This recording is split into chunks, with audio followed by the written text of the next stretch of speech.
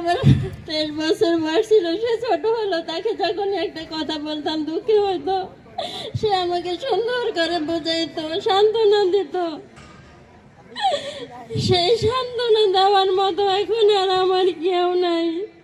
যখন আমি অফিস থেকে আসতাম, আমার বাবা নিচে চায়ের দোকানে ওদিকে বসে থাকতো, ভাষা নিয়ে আসতাম, বাবা দৌড়ে আসতো, আম্মু আমাকে ব্যাগ দেন।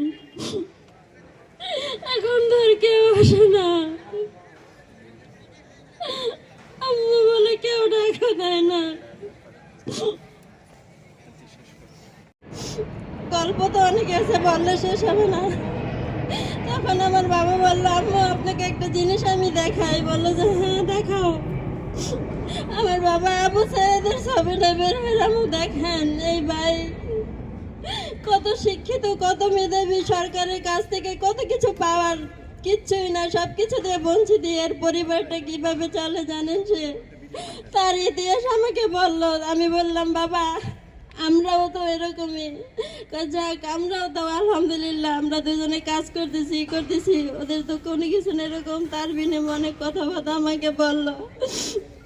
আমি বললাম থাক বাবা। সে আমাকে বললো, আম্মু আপনি 9 বছর ধরে কষ্ট করতেছেন, সেই ছোটবেলা থেকে দেখতে আসছি আপনারও একটি চাকরি প্রয়োজন।